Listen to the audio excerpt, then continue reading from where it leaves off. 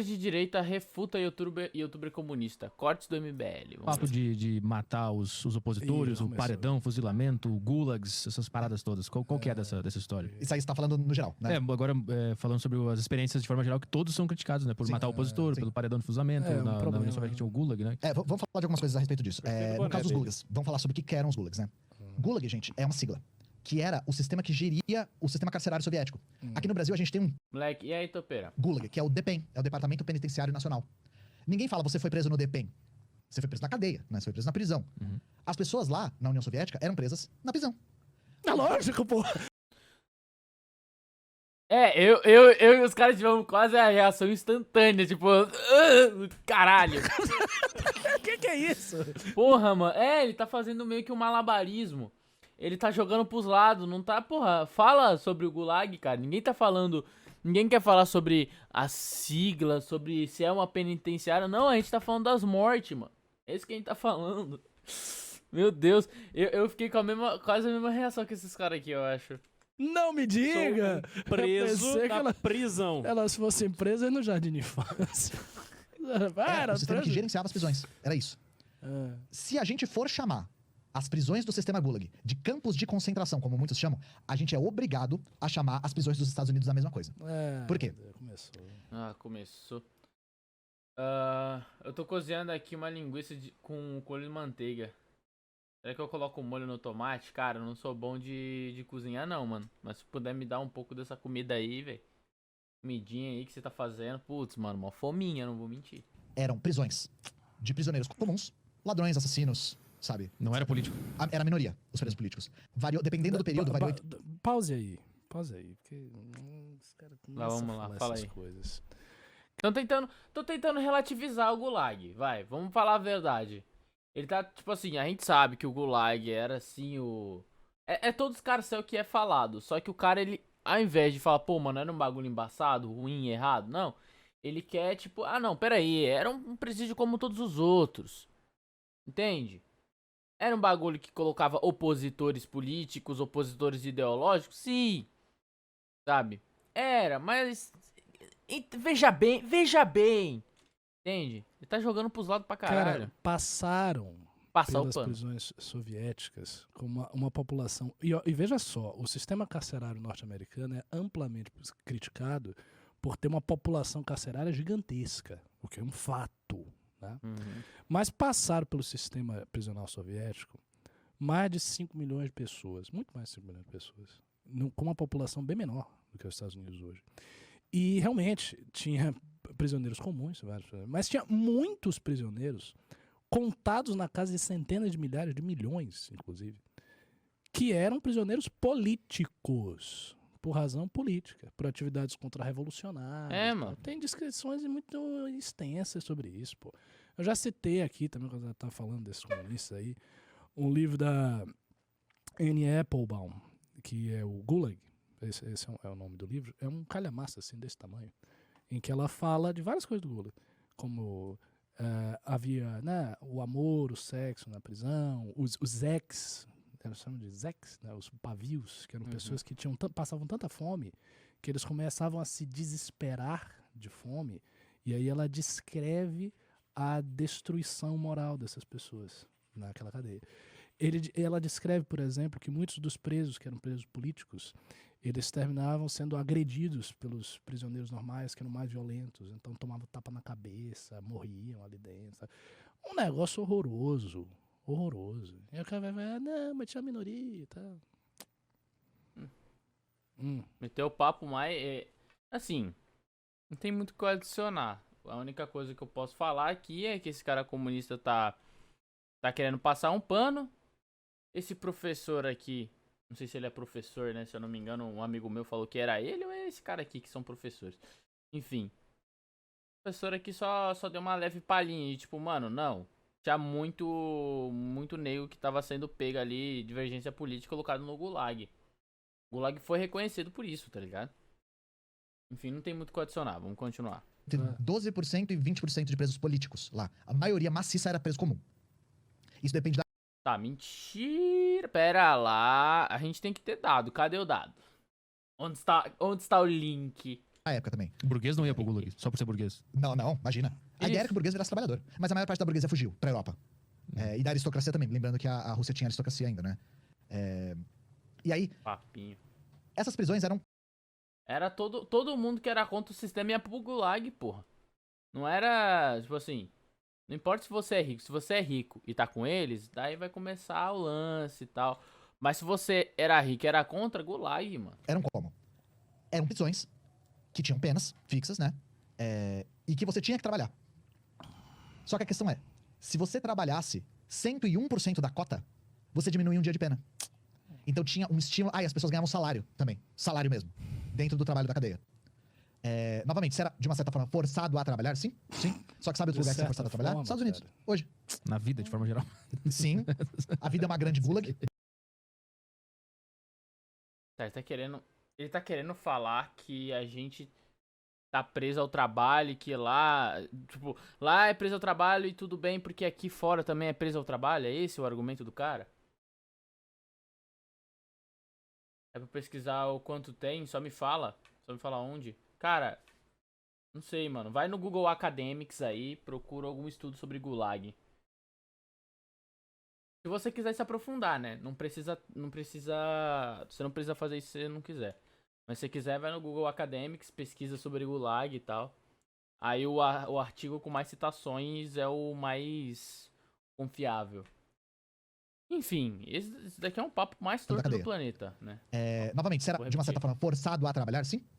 Só que sabe outro lugar que você é forçado a trabalhar? Estados Unidos. Hoje. Na vida, de forma geral. Sim. A vida é uma grande gulag, né? Mas nos Estados Unidos, se você é preso, você tem que trabalhar pra comer. Então, novamente, é campo de concentração porque você é forçado a trabalhar. Tá, então nos Estados Unidos também é. Pode chamar, mas... Mano, mas tipo assim...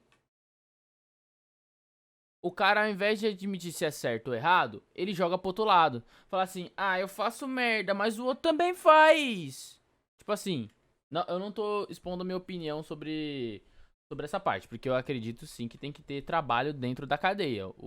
Não que tenha que ter salário, tá? Não. Quem tá na cadeia não tem que ter salário. Tem que trabalhar, bater pedra e o dinheiro que for recolhido ir pra sociedade, tá ligado? De alguma forma. Indo pro estado, enfim, indo pra doações. Tem que ter um trabalho. Eu acredito que tem que sim ter um trabalho. Mas, mano, é muito diferente a situação, velho. Você não pode comparar um trabalhador comum com um cara que tá preso dentro de uma cadeia por crimes que ele cometeu, tá ligado?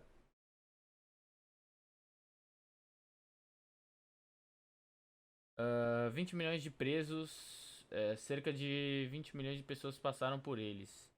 Até que os campos foram gradativamente desativados a partir da morte de Joseph Stalin. Mas... Aí tá falando 20 milhões de presos, mas quantos deles eram os inimigos políticos, sabe? Enfim, é uma pesquisa mais densa, Topero. Acho que você não vai, tipo, parando agora, você vai encontrar o número.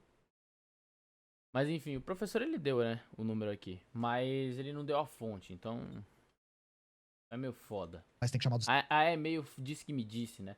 Porque ele disse uma coisa, daí esse cara disse outra. Então a gente tem que ter o link com um artigo científico, com algum embasamento. E também saber se esse embasamento realmente é embasado. Se não é número chutado, se não é, sabe, denominador feito com a bunda, tá ligado? A gente precisa saber se é true o número, se é um número chutável de verdade. Tipo, porra, esse número é compreensível. Ou se é um número totalmente chutado de uma forma ridícula, né? Tem que analisar, tem muita coisa pra ver. Mas nitidamente o Gulag era um sistema pau no cu, sim, que prendia inimigo político. Não que não tenha nos Estados Unidos, é óbvio que tem, mas não é desculpa, cara. Não é porque tem nos Estados Unidos que a União Soviética tá livre pra fazer. Os Estados Unidos também. Então é uma coisa que é super dimensionada, porque se equipara as prisões do sistema Gulag a Auschwitz, às vezes. O que é um absurdo, porque em momento algum a ideia de nenhuma prisão do sistema Gulag era exterminar quem foi preso. Inclusive, as pessoas eram soltas depois das suas penas cumpridas. E voltavam pra sociedade, sabe? Inclusive, por ganharem salário, não voltavam tão ao relento assim, né? Cara, eu vou assumir a minha falta de conhecimento sobre Gulag. Eu tenho um leve conhecimento sobre... Mas eu não vou ficar querendo debater argumento. Porque é mais fácil eu falar não conheço do que tentar bater boca, né, mano? Com o cara sendo que eu não estudei tanto o assunto. Eu sei que o cara tá mentindo, mano. No mínimo, tá ligado? Eu não consigo achar porque tem alguns sites bloqueados. É foda. Enfim, eu assumo a minha falta de domínio sobre o assunto. Eu tenho que estudar mais sobre Gulag. Mas enfim, não se confie em comunista, muito menos em papo tão torto. Qualquer pessoa que estudou o mínimo sobre Gulag, o mínimo, não precisa muito. Você já percebe que o cara tá totalmente desviado, irmão. Lembrando que na União Soviética, a partir da década de 30, não existia desemprego. O desemprego foi erradicado depois da década de 30. Mas dá pra confiar? Ah, vai se fuder. Isso daí é mentira, mano. Nem no país mais foda do planeta dá pra erradicar o desemprego, cara. Não, mano, você tá muito brisado das ideias. Esses dados? Não são dados internos? É difícil responder essa questão, porque não daria pra confiar. Não é. E por que a gente deveria confiar? Por que não daria pra confiar? Ué, porque a gente tem que ser cético, caralho. Eu não quero confiar. Quero ter número, quero na minha mão. Cadê? Me dê. Baseado em quê? Mas dá pra confiar nesses dados? Não são dados internos? É difícil responder essa questão, porque não daria pra confiar. Não. Por que não daria pra confiar? Ó papo. Não é. E por que a gente deveria confiar nos dados dos Estados Unidos? A gente não tem que confiar nos dados dos Estados Unidos. A gente tem que confiar no dado que tiver mais embasado na realidade. O que tirar o número da forma mais pura. Por exemplo, o Datafolha fala que de acordo com as penitenciárias, com números recolhidos de penitenciárias, deu o número X. Cara, que barulho é esse, mano?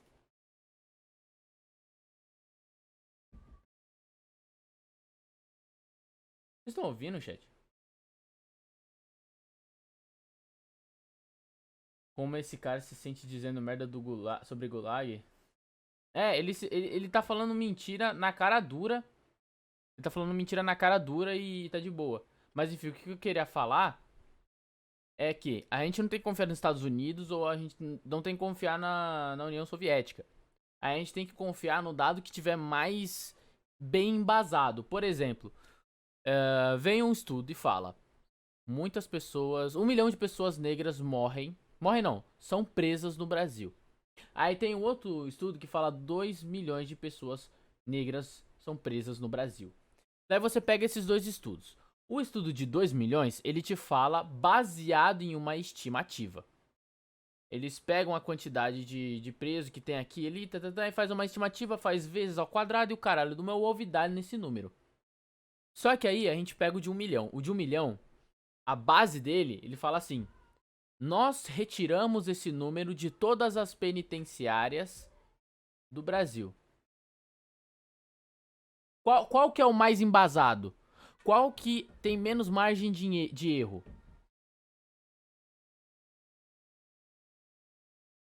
Tá aí.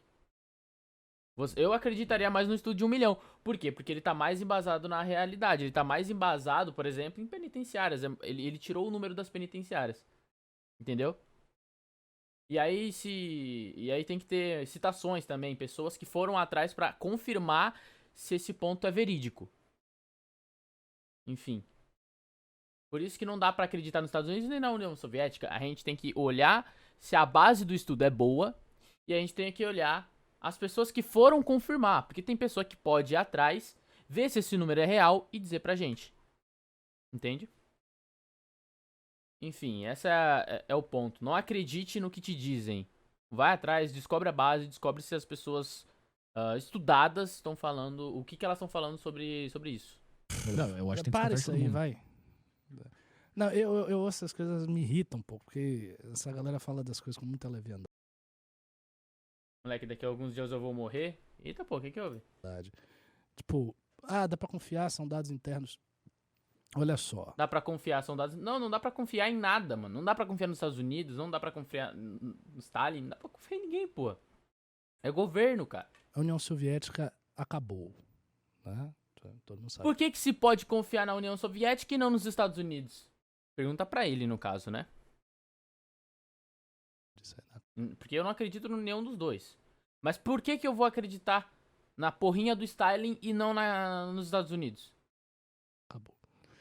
Quando a União Soviética acabou, houve uma abertura de arquivos, que foi a abertura dos arquivos de Moscou, coisa conhecida, todos os historiadores da década de 90. Lá, um monte de gente falava. Cara, tem um historiador que eu gostaria muito de ver. Talvez a gente venha em live, enfim. E, a partir disso, houve uma pesquisa extensiva nos arquivos da ex-União Soviética. Essas pesquisas, elas resultaram em vários trabalhos historiográficos, entre os quais trabalhos sobre Gulag. Então se descobriu como a coisa funcionava e era um sistema muito cruel. Havia essa coisa, sim, você podia obter, se você conseguisse vencer a cota, mas as cotas eram inumanas. Você tinha cotas que simplesmente as pessoas não conseguiam vencer, então elas não conseguiam comer, porque não dava. Eram cotas. E as descrições dos trabalhos, elas eram trabalhos muito pesados, em condições muitíssimo precárias. Coisa terrível. Eu gostaria de exemplos, mas tô compreendendo. Tipo, imagine você trabalhar horas e horas a fio, sem nenhum tipo de proteção devida, a menos 30 graus. Tá porra! Pra comer um pedaço de pão, numa cota de ração mínima. Então, assim, a quantidade de gente que morreu. Eu gostaria muito de ir atrás. E era muito grande.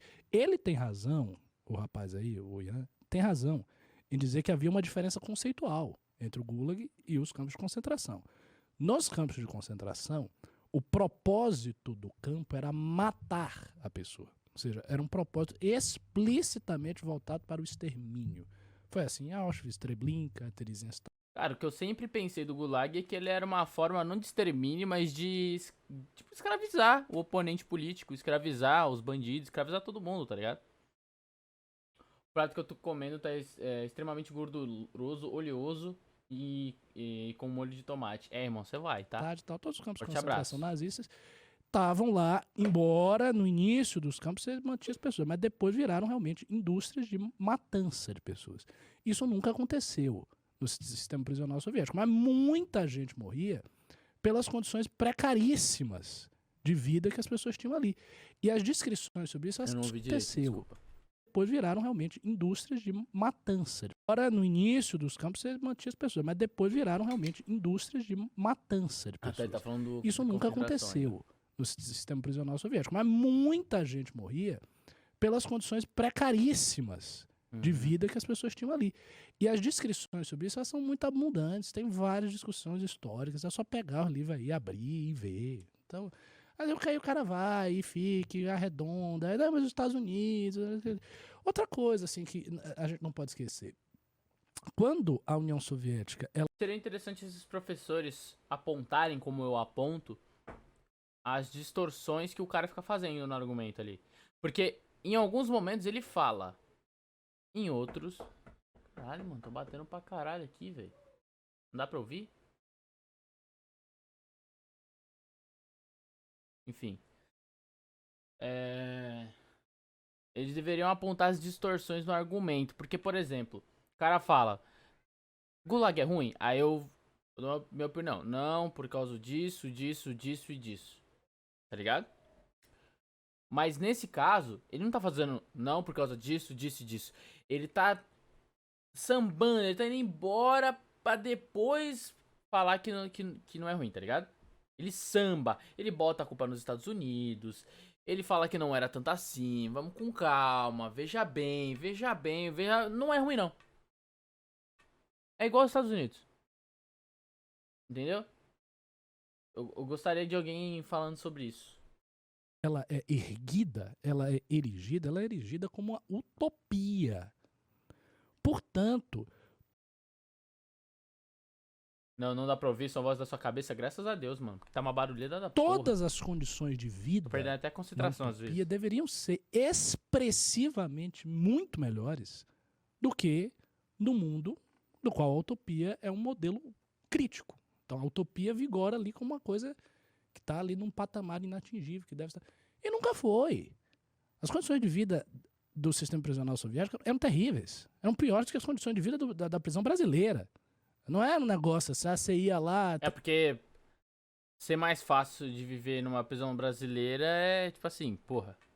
cara recebe almoço na prisão que nem eu recebo aqui em casa, cara. Porra. Tranquilo. Não é como se fosse difícil ter uma vida mais fácil. Uma vida mais difícil, né? E era um campo de reeducação, e as pessoas estavam gordinhas, e elas estavam saudáveis, elas trabalhavam um pouco, e daí elas ganhavam a grana, e daí elas saíam. Não era assim não, meu irmão. A Annie Applebaum descreve as pessoas famélicas. Annie Applebaum é a mulher que criou o livro que ele falou, né? O Gulag. Morrendo de fome ali dentro. Então... Deixa eu ver aqui. Deixa eu pesquisar. Google Academy. Aqui. Gulag. Tem um livro... É o nome do livro, né? Gulag. Aqui. 180 estações. Será que é o livro dela? Cara, tá em PDF? É sério? Essa mulher, né? Esse livro? Peraí. Ele falou... Qual é o nome dela? Vi as pessoas famélicas, morrendo de fome ali dentro. Uhum. Então, o cara começa a falar essas coisas aí, até me davam, elas trabalhavam um pouco, e daí elas ganhavam a grana, e daí elas saíam. Não era assim não, meu irmão. Uhum. A Annie Applebaum descreve... Annie Applebaum. Vai ter.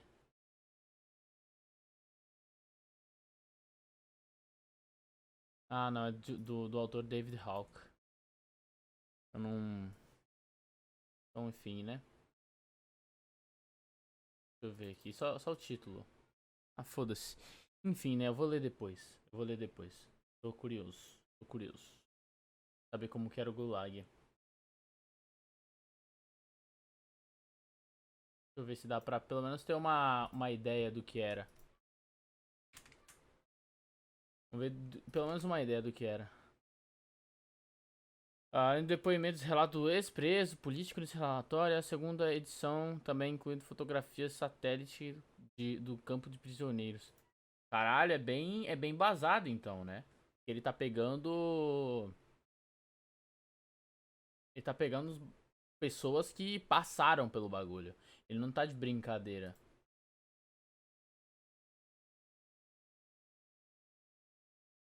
Isso aqui. Foi mal, ainda não tô tão bom dos inglês ainda. Aqueles que são enviados para as montanhas. Pô, queria... Não tem um resumo não, mano? Resumo leve?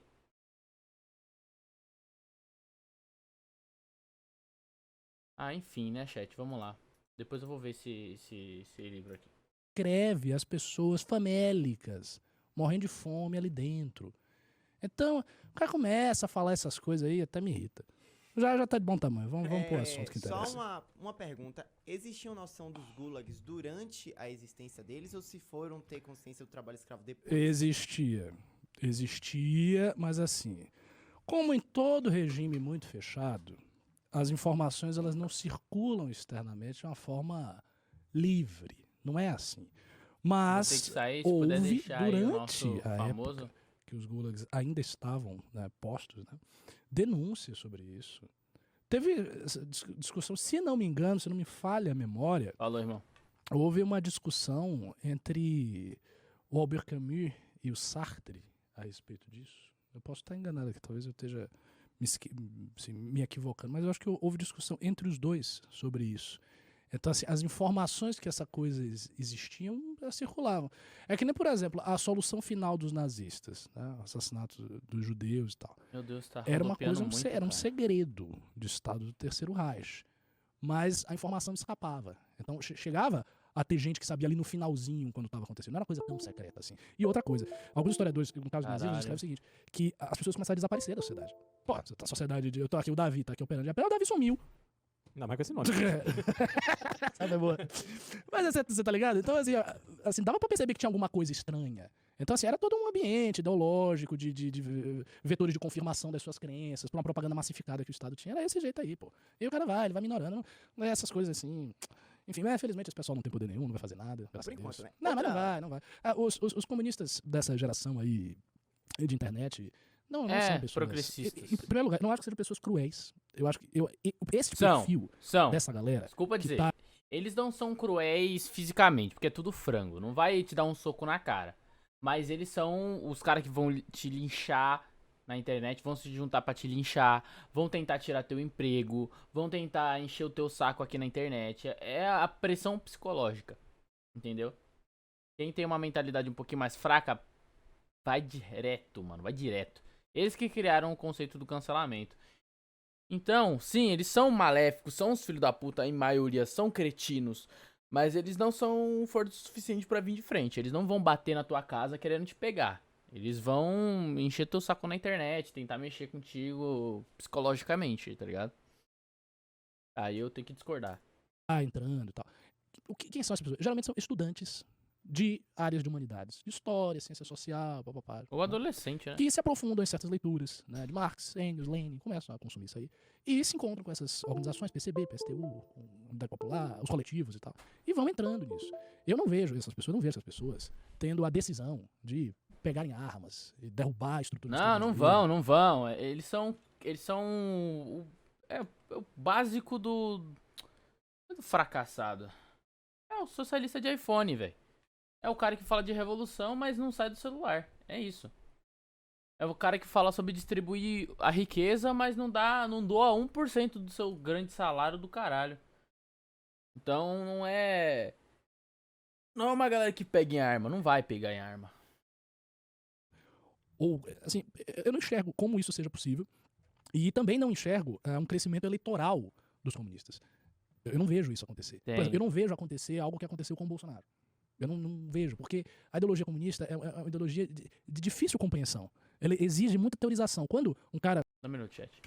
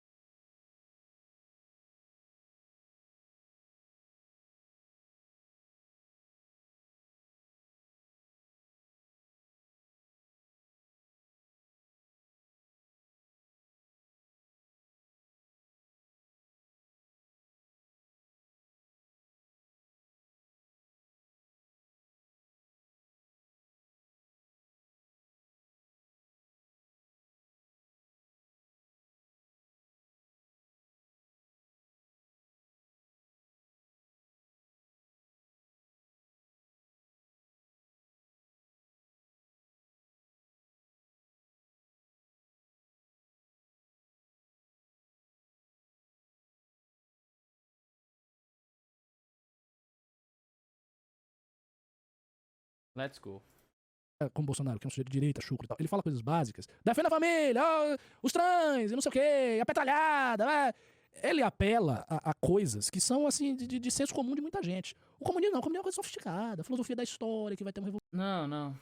Aí eu discordo pra caralho. Você tá dormindo um pouco no ponto, porque tem a direita comunista e esses progressistas que são da internet. É muito mais fácil você convencer alguém a brigar contra o patrão, porque ele tá todo dia ali tomando porrada nas costas, do que você ensinar e explicar que mesmo que aquilo seja ruim, não é um problema do sistema, é um problema dele. Ele é cuzão porque ele é cuzão. A culpa não é do sistema, entendeu? É muito mais fácil você puxar alguém pro comunismo. É fácil, porque os movimentos negro estão lá, negro, LGBT, mulher. Então é muito mais fácil, é muito mais tentador você ir pro movimento progressista. Progressista é muito mais fácil do que comunista, mas do progressista pro comunista é dois palmos, tá ligado? 2 pés. Enfim.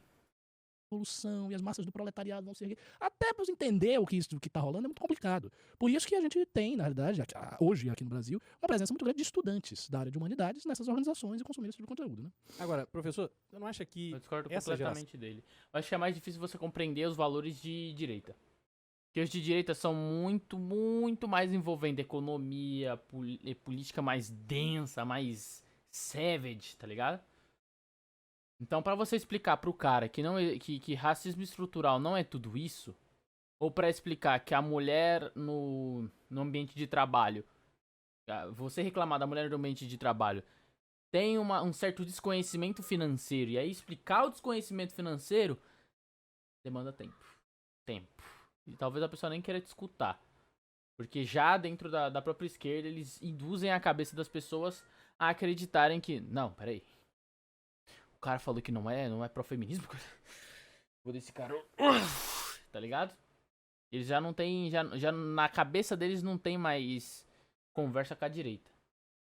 Porque o próprio progressismo cria esse tipo de coisa, né? Que hoje tá aí nesses canais de internet, etc., falando sobre o comunismo e tal. Esses jovens fazem parte de uma geração muito pouco afeita ao contraditório. Elas sofreram influências, em geral, na universidade, começaram a... falta do senso crítico. Estudar mais profundamente... Falta de perguntar, tá, e o outro lado? Eu quero ver, eu quero ouvir. Alguns autores, alguns pensamentos, etc. Mas eles procuram sempre conviver num ambiente de segurança. E esse ambiente de segurança, ele repele o controverso. Quer dizer, eu não vejo essas pessoas com paciência, por exemplo, para estudar o Olavo de Carvalho. Exato. Por isso que eu falo, você tem que ver os dois lados. Você tem que ler o livro do Karl Marx e também ler o livro do Olavo. Você tem que ver os dois pontos pra aí você entender, pô. Não dá pra você simplesmente querer chegar, adotar um lado e ficar toda hora batendo. Não, esse lado é a direita. Ou a esquerda, é a esquerda. Entendeu? E quem faz muito mais isso é a esquerda. E sabe que perde no argumento, né, mano? Outros autores de direita, enfim, que combatam aquelas... Pra entender, veja. Eu entendi o que você tá dizendo. Onde tá o contraditório? Falta o senso crítico. Ver se realmente essa minha tese inicial aqui, se ela se confirma. Mas aí eu acho que é todo mundo, Beraldo. Eu acho que antigamente isso era antigamente, sim. Mas hoje, eu acho que tá todo mundo muito embolhado. Com certeza. A minha sensação. As pessoas, elas estão muito embolhadas. Porque... Não, mas não é que elas estão embolhadas. As ideologias estão fazendo isso. Sempre fizeram, né? Mas hoje tá mais denso. Tá mais enrijecido, dizemos assim. Porque tem a questão da internet, e na internet você tem a mágica do convívio social com quem você quer. Você tem uma rede social, tá lá na rede social. Você bloqueia quem você quiser. Você segue quem você quiser. Por isso que eu não bloqueio. Eu não gosto de bloquear pessoas, tirando o Felipe Neto, que ele me irrita pra caralho. Mas eu não gosto de bloquear pessoas, porque aí cria um espaço onde as pessoas conseguem me ouvir. Acaba criando. E eu posso, talvez, criar um senso crítico na cabeça delas. Na rede social as suas bolhas particulares. Então todo mundo hoje em dia vive em bolhas particulares. As pessoas de direita, que é bolsonarista, tá na bolha dele. O Olavo tá na bolha dele. O comunista tá na bolha dele. O liberal, o libertário tá na bolha dele. Todo mundo consegue entrar nas bolhas. E não só tem bolhas divididas por critérios políticos. Tem outros tipos de bolha. A pessoa vai entrando ali. Quando não tinha essa coisa da rede social, não havia muito isso. Porque os espaços de convívio eram mais abertos. O espaço é escola, é trabalho e tal. Hoje você vê, as pessoas não convivem tanto no espaço aberto. Elas convivem muito no celular. Parte muito considerável da convivência das pessoas é conversar no WhatsApp e usar redes sociais. Tipo, a pessoa ela tá convivendo através do celular. E eu acho que isso gera o embolhamento das pessoas. Então eu acho que é um fenômeno assim, muito geral. Agora, justiça se faça com os comunistas. Os comunistas mais sofisticados, o pessoal mais intelectual, mais sério e tal, eles leem todos os autores. Eles têm conhecimento de tudo. Eles leem Hayek, leem Max Weber, leem tudo isso. Inclusive a gente tem que ler. Eu tenho que ler tudo isso. Evidentemente, eu não sei quanto a essas pessoas que estão gravando vídeo na internet, não sei qual é a formação delas, mas existe, por parte da esquerda, uma certa seriedade teórica. Eu acho até que, eu já falei aqui várias vezes. É claro que tem seriedade teórica, porque pra você dominar o senso público, você tem que ter uma base meio sólida, entendeu? Mesmo que você estude, tipo assim, eu vou ir pro mais fundo do teórico, além dos livros, mas eu já percebi a farsa olhando o progressismo como um todo, porque ele se contradiz sozinho. Então você percebe que tem algo errado. Qualquer pessoa que tem o mínimo de... consegue perceber que tem algo errado. Daí você vai pros campos mais densos, como eu tô lendo lá o livro negro do comunismo e tal. Tem argumentos que precisam ser abatidos da direita. Que a esquerda não vai ficar tomando pau quieta. Então ela precisa estabelecer os seus pontos e contrapontos contra qualquer tese da direita. Então a gente fala sobre o Gulag, que o Gulag é uma desgraça. As pessoas vão ver o Gulag como algo contraditório, vai ativar o senso crítico. O que a esquerda precisa fazer? Algum artifício para desvincular o Gulag de toda essa imagem caótica que ele tem. Então sim, ele tem esse lado intelectual. Ele precisa ter esse lado intelectual pra não ser refutado e ser ultrapassado pelo tempo. Ele precisa se adaptar. Eu acho que a seriedade teórica é maior do que a da parte da direita. E por uma razão Seriedade. Tá. simples, porque a direita, especialmente a direita nossa aí e tal, o discurso da direita é uma reelaboração do senso comum. Então você tem um senso comum das classes médias, senso comum moral, senso comum político e tal. E os influenciadores da direita, as pessoas que são porta-vozes da direita, eles reelaboram esse senso comum. A esquerda, especialmente a esquerda revolucionária, não parte desse senso comum. Porque o comunismo não é o senso comum da classe média brasileira. Eles já partem de teorias. Você já tem um monte de teoria na cabeça e eles vão elaborando e pensando nessas teorias e construindo ali. Quando o sujeito está muito dentro da teoria, ele tem uma tendência a olhar a teoria como um todo. E outra coisa, o marxismo repousa em muitas conquistas do pensamento dito burguês. Então, Marx foi leitor de Hegel, né? No marxismo existe uma importante influência das concepções de Darwin. Isso está muito explícito em Engels. Né? Os marxistas da Escola de Frankfurt, os marxistas ocidentais da Escola de Frankfurt, estudaram toda a arte burguesa. Então, você tem textos sobre Goethe, sobre Schiller, né? Sobre filosofia burguesa, de Iltai, né? Bergson.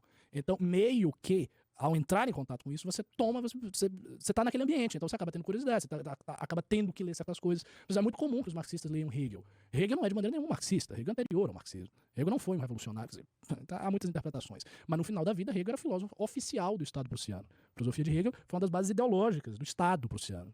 Tão importante era Hegel. Se você chega em Marx, você vai chegar em Hegel. Então você meio que tem que tomar conhecimento do pensamento burguês. No caso da direita, não. As pessoas da direita, elas podem tranquilamente ficar restritas só aos seus autores, porque o diálogo com os outros não é tão evidente. Claro, se você pega um Raymond Aron, você vai ver esse diálogo todo. Mas você pega alguns livros de Mises, Hayek, que tratam de matéria econômica, não tem muito diálogo com o restante das ciências sociais. Então a pessoa fica ali, naquele mundo, e ela vai seguindo nesse mundo, entendeu? Isso sem falar que as pessoas também não leem, né? Elas assistem vídeo do YouTube, vamos ser claros. Sim. E os próprios comunistas não teriam tanto sucesso se as pessoas leem tanto. Se elas lessem tanto. Se elas não leem tanto, elas ficam no vídeo do YouTube, a pessoa fica no YouTube, é isso. Muito obrigado por assistir até o fim, já se inscreve aqui no nosso canal, deixa aquele like, mas deixa eu fazer... Eu tenho que concordar com esse final aqui. Só reouvir de novo pra ver se eu tenho mais algum ponto a dizer. A esquerda, especialmente a esquerda revolucionária, não parte desse senso comum. Eu já falei aqui várias vezes. Eu acho que Sim, até vocês partem desse senso comum. Eu tentei guardar o melhor pro final, né? As minhas frases. Mas já que acabou, eu vou falar. E aí eu tive que vir aqui pra relembrar também. Vocês também partem um pouquinho do senso comum. Óbvio, vocês não partem direto do senso comum. Vocês pegam uma base um pouquinho mais teórica. Mas o ponto Mamãe Falei, todos os outros caras de direita aí estão muito sim no Turned Off Watch, fazendo videozinho de memezinho, fazendo, você não concorda comigo, aí é argumento foda, e vem o Turned Off Watch logo depois, tá ligado? Então, vocês sim se baseiam de certos... Como é que fala? É meio difícil de falar, não é... Pô, eu perdi a melhor forma de dizer. Vocês partem sim desse senso comum, um pouco. Não tanto quanto a galera do PL, mas vocês também partem desse ponto, entendeu? Partem um pouquinho desse... Caralho, tá meio difícil de falar hoje. Meu cérebro tá meio lerdo. Mas enfim, resumindo o que eu queria falar, pessoas como Mamãe Falei, Kim Kataguiri, aquele cara... A única particularidade que eu lembro é que ele é negro, mas enfim, eu esqueci o nome do cara. Eles fazem Turned Off Watch. Quando vem uma notícia, eles ficam irritados de um jeito artificial, bem estranho. Partem sim desse cultural que a galera tem. Esse socialmente criado da direita, entendeu? Eles também partem por esse ponto. Mas o MBL é um pouquinho mais acadêmico.